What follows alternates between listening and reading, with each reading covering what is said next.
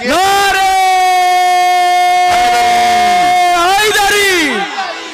पाक पंजेतन की एक नारा, पाक पंजेतन की एक नारा, नारे हैदरी। हैदरी नाराते আল্লাহ রাসূলের নারা আর কিয়ামত পর্যন্ত যত ওলিয়া তাদেরও নারা হয়ে যাবে।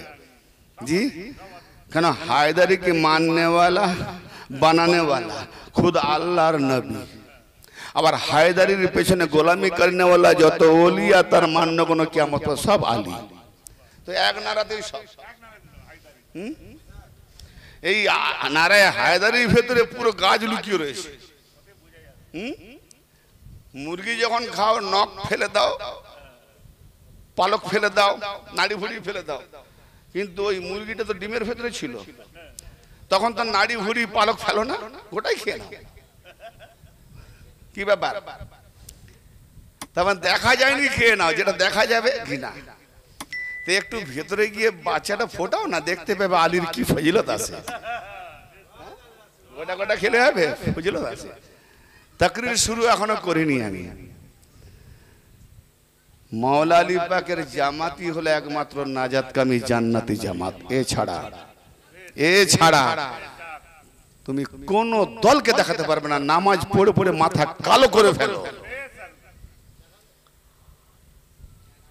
মুসনাদ আল ফিরদাউস ইমাম দাইলামি সাহেব একটি হাদিস কোট করেছেন। রাবি মুখম, যার রাওয়ায়াত এমন কোন ফিরকা নাই যে মানবে না।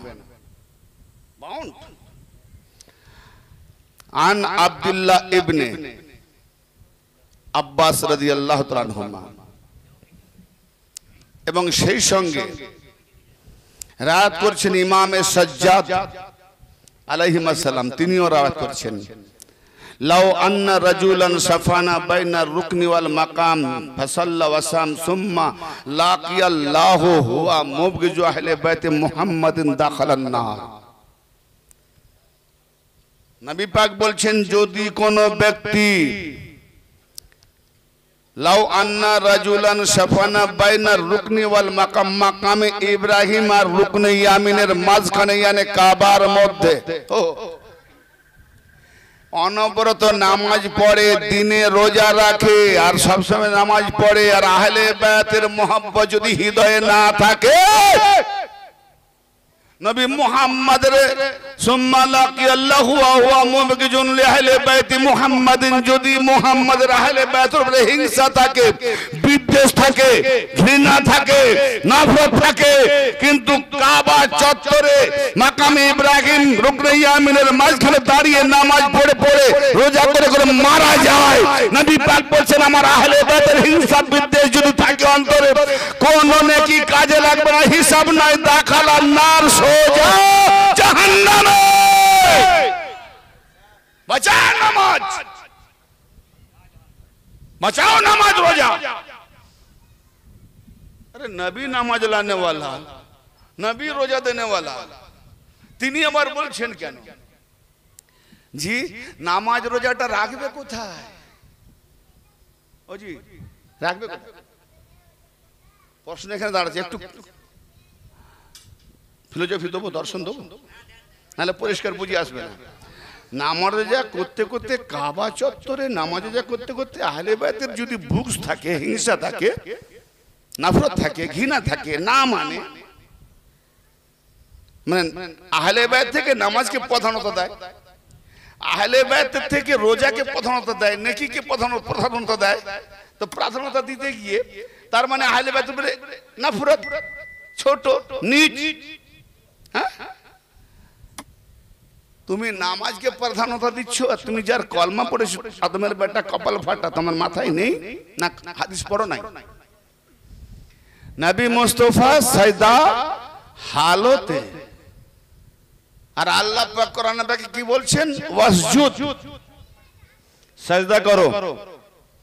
কোথায়, কিভাবে? ওয়াক্তারিব, আল্লাহর নিকটে। তাহলে নবী পাকের সাজদা আল্লাহর নিকটে, এর থেকে বেশি আমরা নিকটে করি নাকি? হ্যাঁ না বলছেন না? আল্লাহর নবী থেকে সাজদার ওজন কি আমাদের সাজদা আল্লাহর নবীর সাজদা থেকে বেশি ওজন নাকি?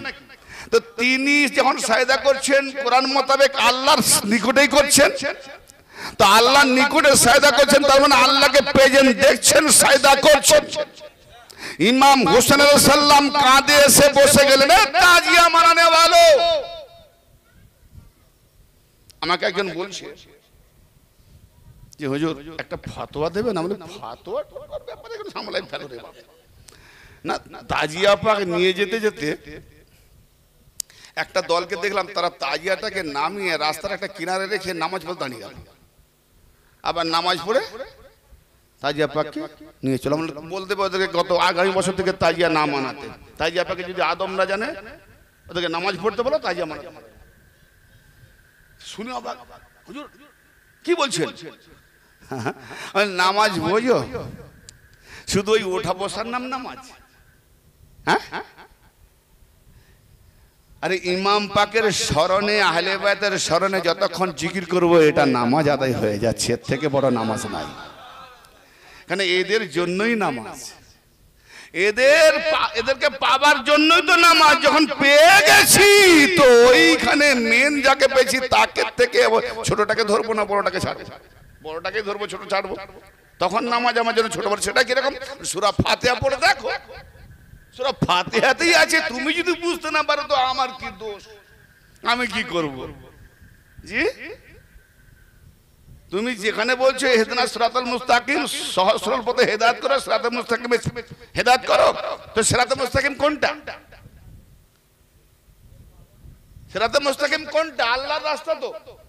তো আল্লাহর রাস্তা কোনটা? আমরা তো অনেক জায়গায় যাওয়ার জন্য রাস্তা দেখিনি, লোকেশন দিই। তা আল্লাহর রাস্তার লোকেশন খোঁজো, কই লোকেশন দিয়ে দেখাও তো আল্লাহর রাস্তা কোনটা। ভাই আস্তে ডিস্টার্ব করো না। আল্লাহর রাস্তা তোমরা এরকম ব্যবস্থা করেছো, ওয়াজ শুনতে শুনতে এদিক ওদিক মুড চলে যাবে। ভাই আল্লাহর রাস্তা কোনটা? না না, ওদিকে আমি যখন আগে বলে দেবো, শোনেন যেটা বলছি মনোযোগ দিয়ে শোনেন। আল্লাহর রাস্তা কোনটা কেউ বলতে পারবেন? এতগুলো আমার ব্রাদার আছেন, ভদ্র মহোদয় শ্রোতা মণ্ডলীগণ আছেন, কেউ বলতে পারবেন না আল্লাহর রাস্তা কোনটা? বলেন। শুধু বাস দুজন? শুধু পাক পাঞ্জাতান? আল্লাহ যাদের ইমাম বানিয়েছেন ইমাম মেহেদী আলাইহিস সালাম পর্যন্ত আল্লাহর রাস্তা। কেন ঈসা নবী এসে ইমাম মেহেদীর পেছনে নামাজ পড়বে? ঈসা নবী আলাইহিস সালাম এসে ইমাম মেহেদীর পেছনে নামাজ পড়বে।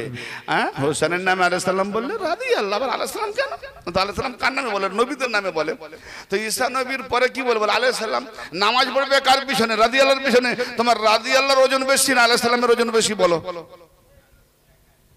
কম বাখাত মৌলবীদের আকল বিবেক গেছে। কোথায় যে ঘাস খেতে যায় ফিকির করে দেখে না, চিন্তা করে দেখে না। কোন কোথায় যাচ্ছিলাম ভাই? নামাজ রোজা রাখবে কোন জায়গায়? নামাজ রোজা হজ যাকাত রাখবে কোন জায়গায়?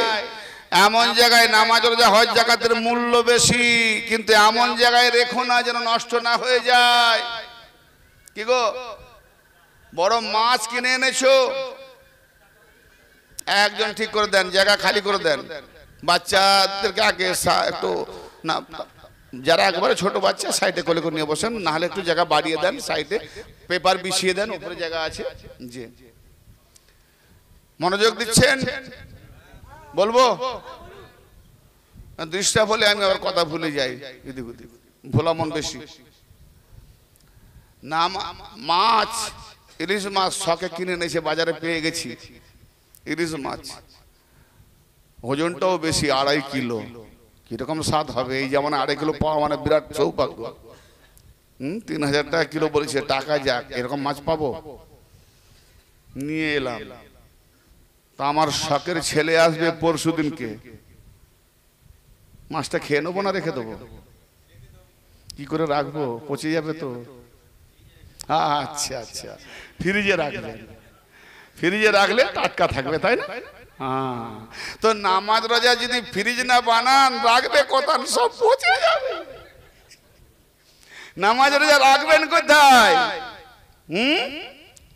ওই নামাজ পড়তে পড়তেই বলছে না আল্লাহ গো প্রতিদিন ঠুকতেছো মাথায় আর বলতেছো 5 ওয়াক্ত ঠুকতেছো, 48 রাকাত নামাজ পড়ছো, 96টা সাজদায় মাথা ঠুকতেছো।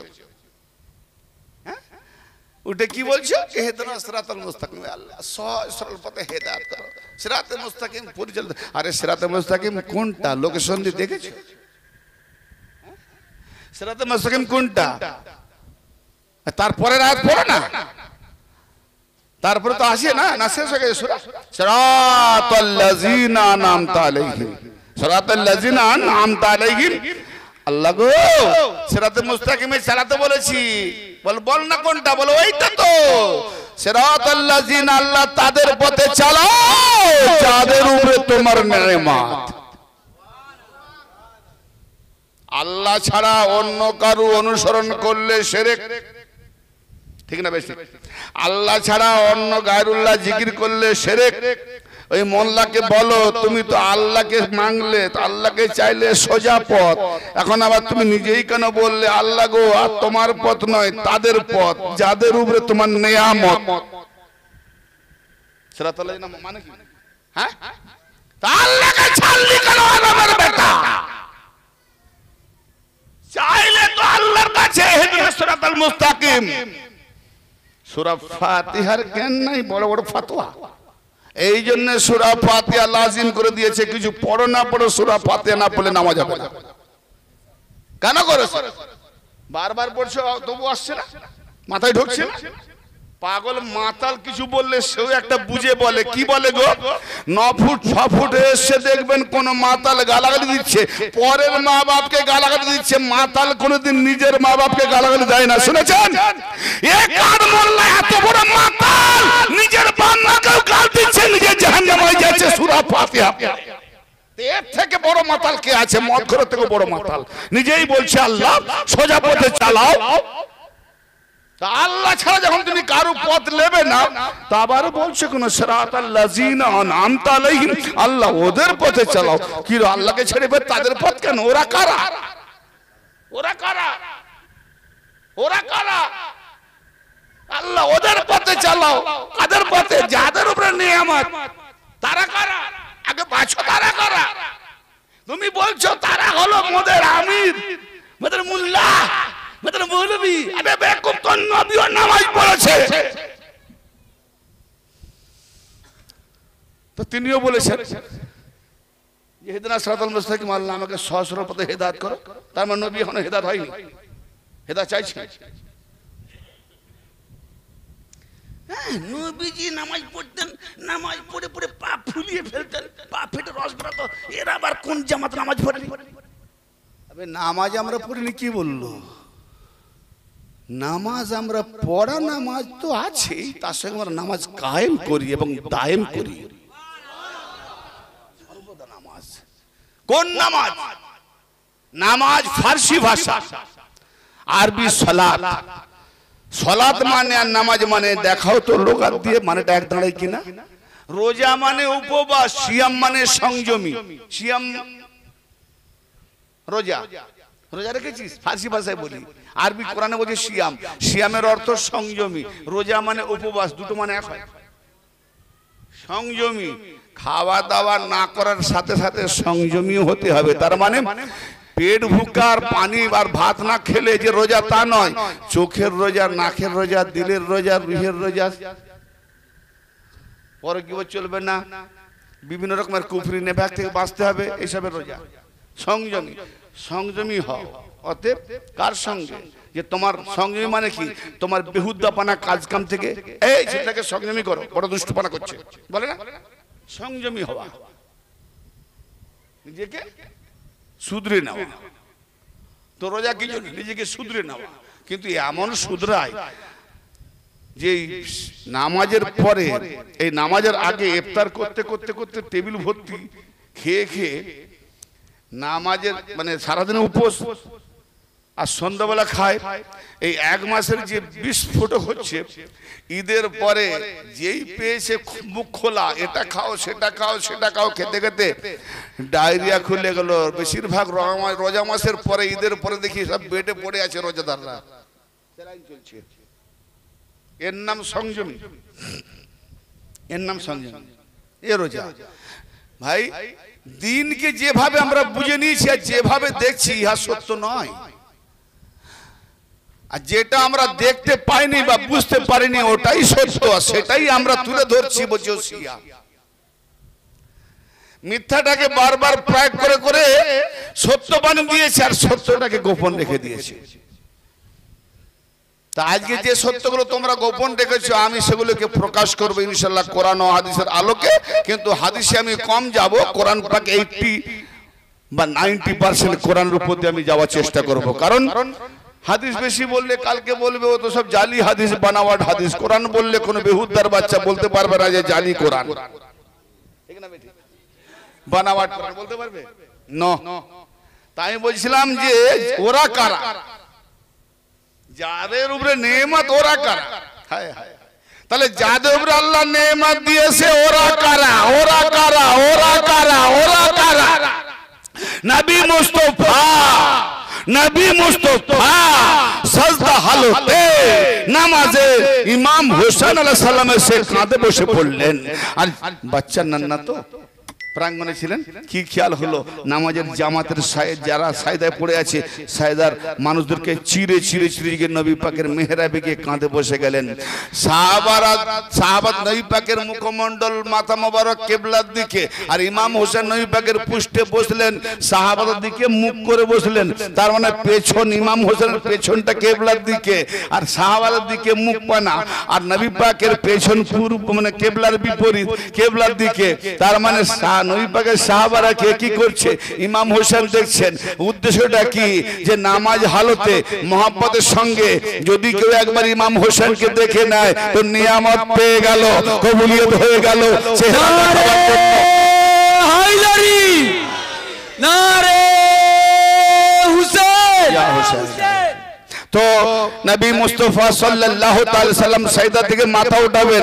কি ভাইজান, সুবহান রাব্বিল আলা ওয়া বিহামদিহি, সুবহান রাব্বিল আলা ওয়া বিহামদিহি, সুবহান রাব্বিল আলা ওয়া বিহামদিহি। কেউ ওয়া বিহামদিহি বলে, কেউ সুবহান রাব্বিল আলা পর্যন্ত রয়ে যায়। 3 বার, 5 বার, 7 বার, 9 বার, 11 বার, আর নয়, এত বেশি হলে 11, আর নয়। কিন্তু মাথা উঠাবেন, নবী পাক বলছেন কি, আল্লাহ পাক বলছেন কি, আল্লাহর করিব, আল্লাহর নিকটে সুবহান আল্লাহ মাথা উঠাবেন।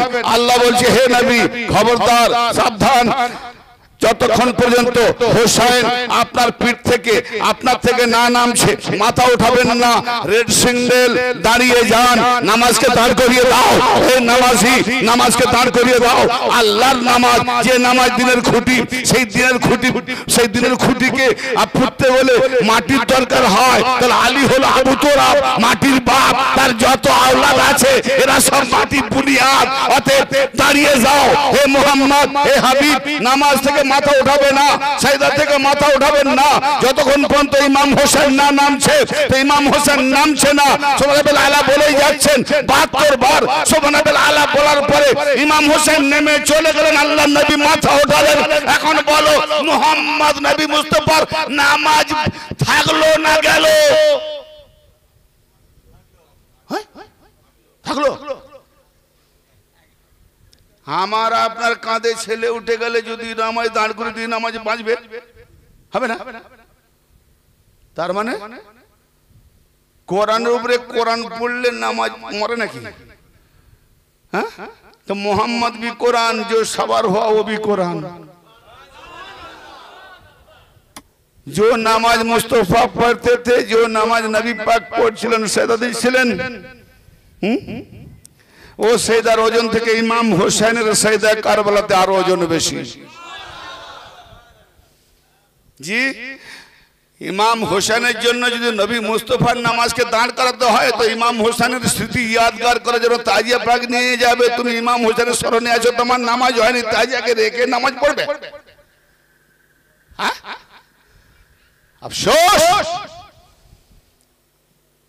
আল্লাহ তাদের পথে চালাও যাদের উপরে তোমার নিয়ামত। তো মুহাম্মদ, আলী, ফাতেমা, হাসান, হোসেন আর তাদের আওলাদ ইমাম মেহেদী পর্যন্ত এরাই তো আল্লাহর নিয়ামত। দলিল অনেক আছে, মুখে তো বললে হবে না, দলিল আছে, কিন্তু এই দলিলের ভিত্তিতে গেলে টপিক পাল্টে যাবে। কোন সময় মৌকা দিলে এই সিরাতাল লাযিনা আন'আমতা আলাইহিমের যে নিয়ামত, এই নিয়ামত যদি ইমাম মেহেদী পর্যন্ত না দেখাতে পারি তো আমি ওয়াজ ছেড়ে দেবো স্টেজে উঠে। এর থেকে কারণ এদেরকে না বানালে খোদার খোদাই হতো না, এদেরকে না বানালে তোমার বাপের বিয়েও হতো না। সেটা কিরকম? বাবা আদম মা হাওয়ার বিয়ে হয়েছিল, পড়িয়েছিল কে বিয়েটা? জি, কে বিয়ে পড়িয়েছিল? নূরে মোহাম্মদ। হায় হায় হায় হায় হায়, নূরে মোহাম্মদ। জি, উকিল কে ছিলেন? মা হাওয়া থেকে ছিলেন মা ফাতেমা, আর আদমের তরফ থেকে উকিল ছিলেন মওলা আলী। হায় হায়, হাসান হোসেন হলেন সাক্ষী। সুবহানাল্লাহ। দেনমোহর কি ছিল না? ওই মোহাম্মদ আলে মোহাম্মদ 5 বার দরুদ। হ্যাঁ, তাহলে এই 5 না হলে তোমার বাপের বিয়ে হতো না, বিয়ে না হয়ে জন্ম হলে কি বলে? মৌলভী সাহেব কোথায় ফতোয়া দেবে? তাহলে বলো যে 5 নিয়ে তোমার বাবা আদম আর মা হওয়ার বিয়ে হয়েছে, সেই আদম 300 বছর কান্নাকাটি করেও যখন দোয়া কবুল হয়নি, রব্বানা যালামনা আনফুসানা ওয়া ইল্লাম তাগফির লানা ওয়া তারহামনা লানা ওয়া নাকুনা মিনাল খাসিরিন, জুমার নামাজ পড়ে হো হো করে কাঁদছে, ঝরঝর করে ভিজে যাচ্ছে দাড়ি জুব্বা হুব্বা। জুম্মার নামাজ পড়ে কাঁদছে, আল্লাহ রে রব্বানা যালামনা, আমার পালন করতে আমরা জুলুম করেছি, আনফুসানা নফসের উপরে, ওয়া ইল্লাম তাগফির লানা, যদি তুমি আমাদের ক্ষমা না করো, ওয়া তারহামনা লানা, যদি রহম না করো আমাদের প্রতি, ওয়া নাকুনা মিনাল খাসিরিন, তাহলে আমরা ক্ষতিগ্রস্তদের মধ্যে হয়ে যাব, খাসের হয়ে যাব, বরবাদ হয়ে যাব। কে কে এই দোয়া পড়তে পড়তে কোরআন পাকে আজও কোট আছে, এই দোয়াটা কোরআন পাকে আজও কোট করা আছে, চলবে কিয়ামত পর্যন্ত। কে বলেছিলেন এই দোয়াটা? বাবা আদম। তো এই দোয়া পড়ে পড়ে যখন তোমার বাপের দোয়া কবুল হয়নি, তুমি মোল্লা, তোমার দোয়া জুমার নামাজের পড়ে পড়ে কবুল হবে, কারণ বাপের যখন কবুল হয়নি বেটার কি করে হয়? তো বেটার দোয়া কখন হলো, বাপের দোয়া কখন কবুল হলো? এত কিছু করো, আগের বলা হলো যতই দোয়া করো, যতই দোয়া করো, যতই তুমি নিজেকে ফরিয়াদ করো, হবে না। তোমাকে একদিন বলে রেখেছি না, জিবরাইল দিয়ে জানানো হচ্ছে, আদম কোন সময় যদি কোন রকম ভুল টুটি করে বসে বা তোমার আওলাদরা করে বসে, তো এই 5 হাস্তিকে দেখে নাও, যাদেরকে না বানালে তোমাকে তোমার বংশ বুনিয়াদ কায়নাত কিছুই হতো না। তো তুমি বা তোমার বংশ জুরিয়া যারা আসবে, কোন সময় যদি ভুল ভ্রান্তি করে বসো, গুনাহ করে বসো, তো এদের ওসিলা নিয়ে আমার কাছে ফরিয়াদ করবে, আমি এদের সুপারিশ, এদের ওসিলায় সবকে মাফ করে দেবো। তাহলে বাবা আদমের দোয়া কবুল হয়েছিল 300 বছর দোয়া করে করে করে করে করে, আখেরে জিবরাইল আলাইহিস সালাম মনে করিয়ে দিলেন, যেই মনে করে দিলেন, ইয়া আল্লাহ, আল্লাহুম্মা ইন্নী আসআলুকা মুহাম্মদ ওয়া আলে মুহাম্মদ কে ওয়াস্তায়, আল্লাহ আমি তোমার কাছে চাইছি মুহাম্মদ আলে মুহাম্মদ, তাদের ওয়াস্তে আমার দোয়া কবুল করো, আমার তওবা কবুল করো। হযরত আব্দুল্লাহ ইবনে আব্বাস রাদিয়াল্লাহু তাআলা আনহুমা মুস্তাফা সাল্লাল্লাহু তাআলা আলাইহি ওয়া সাল্লাম কে জিজ্ঞাসা করলেন, ইয়া রাসূলুল্লাহ, ইয়া হাবিবাল্লাহ, আদম আলাইহিস সালামকে কোরআন পাকে যে কলেমার আয়াতগুলো দিয়েছে, ফাতালাক্কা আদম মির রাব্বিহি কালিমাতিন ফাতাবা আলাইহি ইন্নাহু ওয়াত তাওয়াবুর রহিম, সূরা বাকারা 37 নম্বর আয়াত, সূরা বাকারা 37 নম্বর 37 আয়াত নাম্বার। যে আদমকে কতগুলি কলেমা শিখেছি, সেই কলেমার বিনিময়ে তার তওবা কবুল করেছি, আমি তওবা কবুল করনেওয়ালা, বড় রহম করনেওয়ালা। আব্দুল্লাহ ইবনে আব্বাস জিজ্ঞেস করেন, ইয়া রাসূলুল্লাহ, ইয়া হাবিবাল্লাহ, আদমকে যে কলেমাগুলি শেখানো হয়েছিল সেই কলেমাগুলি কি কি ছিল? উত্তরে মহানবী বলছেন, আব্দুল্লাহ, সেই কলেমাগুলি ছিল আমি মুহাম্মদ, আলী, ফাতেমা, হাসান, হোসেন, এই 5 জনের নামে আদমের 5 জনের নামের ওসিলাতে আদমের তওবা কবুল করা হয়েছিল। জোরে বলে। তাহলে আলী আলী পাঞ্জাতন করলে বা তাদের ওসিলা নিলে, তাদের পথে চললে, যদি শিয়া হয় তোমার বাবা আদম শিয়া, ও শিয়ার বাচ্চা, ফতোয়া লাগাবে প্রথম শিয়াকে, বাবা আদম। আর যে মৌলবী ফতোয়া দেয় কি আদমের বেটা নয় শয়তানের বেটা? হ্যালো, সব খামোশ কেন ভাই? ওজন বেশি পড়ে গেছে নাকি? আমরা কোন আদম ছাড়া হতে পেরেছি? যতই উপরে গুনে গুনে যাবো সেই এক জায়গায় শুরুতে আদম, ঠিক না? তো আদম যদি পাঞ্জাতানের ওসিলায় তার দোয়া তওবা কবুল হয়, সব থেকে বড় শিয়া তো আদম। আপনার আমার কান হাতে ড্যাডি যান, তো ড্যাডি জানকে শিয়া থেকে বাঁচাও। মৌলবী খুব ফতোয়া দিচ্ছ, তোমার ড্যাডি জানকে বাঁচাও। আর নাহলে ড্যাডি জানকে শিয়া বলে মেনে নাও, যখন মেনে নেবে তুমি হয়ে যাবে শিয়ার বাচ্চা, ঠিক না? বাঁচাও ভাই। তাকরীর ভালো লাগছে না? ছেড়ে দেবো, মাথায় ঢুকতেছি তো। কেন সাধারণ জায়গায় প্রথমে সে বুঝতে পারছে কিনা। আমি তো আর কাহিনী কেসা নিয়ে ওয়াজ করিনি না, এই খন্ড খন্ড কথা কেটে কেটে বলি, তাই সবাই নিতে পারেন। এই জন্য বলে দো ভাই আমার, বাবা আদম পাঞ্জেতানি, আর সেই সূত্রে আমরাও পাঞ্জেতানি। তাহলে যারা আদম ভাই ওয়ারিস আর লাওয়ারিস, বুঝতে পারছেন না? কথা খন্ড করতে হবে তো। ওয়ারিস আর লাওয়ারিস। ওয়ারিস বলে কাকে? যে বাপ মাকে মানে না, বাপের বেয়ারা চলে, পাক্কা লাওয়ারিস। এ ওয়ারিস মানে না, ঠিক না? তা আমরা যখন আদম পাঞ্জেতানি, আমরাও পাঞ্জেতানি, তাহলে আমরা ওয়ারিস, ওরা লাওয়ারিস। যারা পাঞ্জেতান মানে না, লাওয়ারিসের বাচ্চার ফতোয়া নেবে, ওই লাওয়ারিসের পিছনে নামাজও হবে না। হ্যাঁ, ওই লাওয়ারিসের পিছনে নামাজও হবে না। নামাজ তো হওয়ার দূরের কথা, দাঁড়াতেও নিষেধ নবীকে। সূরা তাওবার 107 আর 108 নম্বর আয়াতটা পড়ে তার মানে করো যে খুদ নবী পাক দাঁড়িয়ে মসজিদকে জ্বালাতে বলেছেন, জ্বালিয়ে দেওয়া হয়েছিল মসজিদ। কোন মাজারকে জ্বালানো হয়েছে দেখাও তো। হ্যাঁ, লাওয়ারিসের আজকে প্রমাণ, ওয়ারিসের আজকে প্রমাণ। নবীর খানদানকে, আলীর খানদানকে, আওলাদে ফাতেমার খানদানকে মিটাবার জন্য, মূলচ্ছেদ করার জন্য, মিটিয়ে দেওয়ার জন্য আজকে মোল্লার ফতোয়া কতটুকু। অতীতে ইতিহাস পড়ে দেখুন, গুন্ডাগারদের কু শক্তি, রাজনৈতিক, অর্থনৈতিক, সমাজনৈতিক, আতঙ্কবাদী বিভিন্ন শক্তি দিয়ে 90টা বছর মওলা আলী পাকের নামে গালিগুলোজ করিয়ে মুয়াবিয়া বলেছিল যে বুড়োরা মারা যাবে, বাচ্চারা বুড়োতে যাবে, বুড়োরা মারা যাবে, আবার বাচ্চা আসবে, বুড়োরা মারা যাবে। এমন ভাবে খুতবায় গালিগালাজ কথা চালু করেছিল যে পৃথিবীতে আর আলীর নাম লেনেওয়ালা কেউ থাকবে না। কিন্তু মুয়াবিয়া, বনি আব্বাস, বনি উমাইয়া এত কাণ্ড করিয়ে তাদের মাজার কবর খুঁজে পাবে না, পায়খানা টাট্টি করা হয়েছে। যাদের নামে গালিগালাজ করা হয়েছিল তারা শুধু নয়, তাদের আজকে মাননেওয়ালা যত আলী, তাদের মাজারে গুলজার বাতি জ্বলছে। পেরেছে? পারবে? শয়তানের শক্তি কতক্ষণ। কারবালাতে ইমাম হোসেন হেরেছেন না জিতেছেন? কোন দিক দিয়ে হেরেছে? তাহলে ঢোল বাজাতাম না, জিতেছে বলি তো নাকারা বাজাই। হোসেন আপনি হারেন না। আবাল বিদ্যা বনিতা সবকে দিয়ে কি বাহাদুরি দেখালো একবারে। 72 বিরুদ্ধে 26,000, 72, তাও আবার পানি বন্ধ করে, দানা পানি বন্ধ করে। হ্যাঁ, কিন্তু ইমাম হোসেন কি দানা পানির জন্য কি কমজোর ছিলেন নাকি? তবুও কেন পানি পানি কথা আওয়াজ উঠবে না?